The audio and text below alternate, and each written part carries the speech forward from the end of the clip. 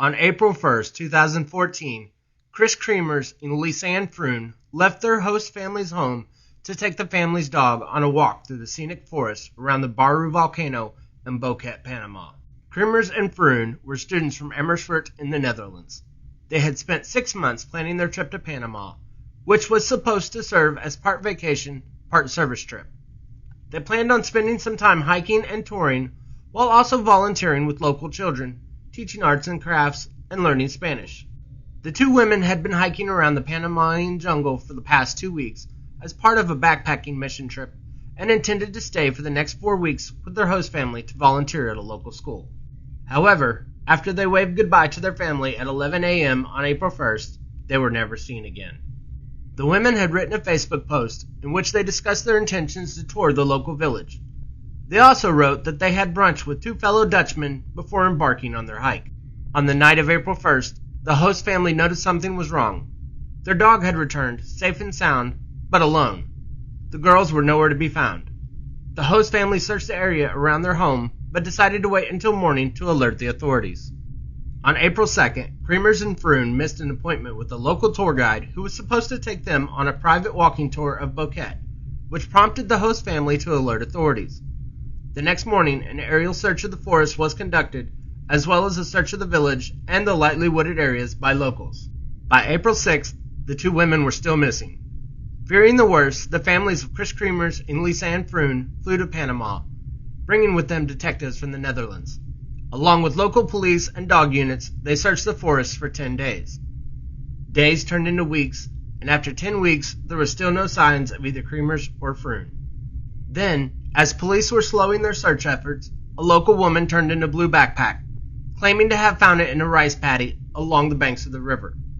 Inside the backpack were 2 pairs of sunglasses, $83 in cash, Lisanne Froon's passport, a water bottle, and 2 bras. Also inside, most importantly, was Froon's camera and both of the women's cell phones. Police immediately investigated the camera and phones and came up with disturbing evidence. The phones had remained in service for almost 10 days after the women disappeared.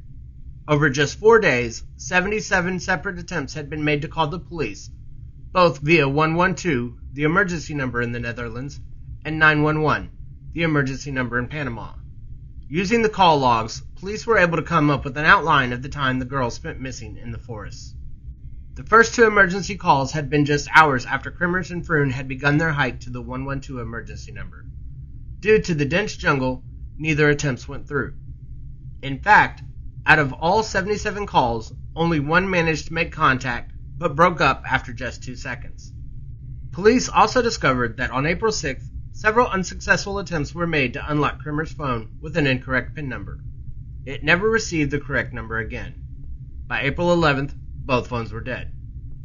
Though the call log was disturbing, it was nothing compared to what was found on the camera. The first photos on the camera were taken the morning of April 1st when the women had left for their hike. The photos showed Kris Kremers and Lisanne Froon on a trail near the Continental Divide, though nothing about them led police to become suspicious. However, the second set of photos was worrisome. Taken in the dead of night between the hours of 1 and 4 a.m. on April 8th, the photos showed the girl belongings spread out along the rocks, plastic bags, and candy wrappers, oddly piled mounds of dirt, a mirror, and most concerning, the back of Kris Kremers' head with blood leaking from her temple.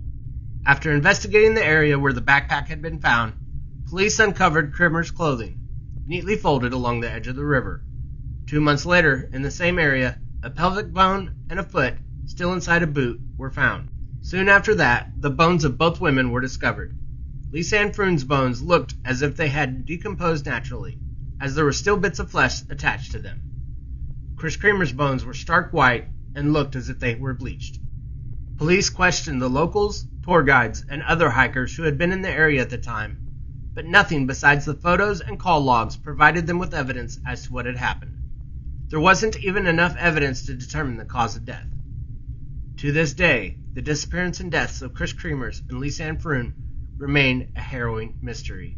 Thank you for making your way through the video. If you like this video, hit that like and subscribe button and give me your thoughts in the comments down below. And as always, until next time.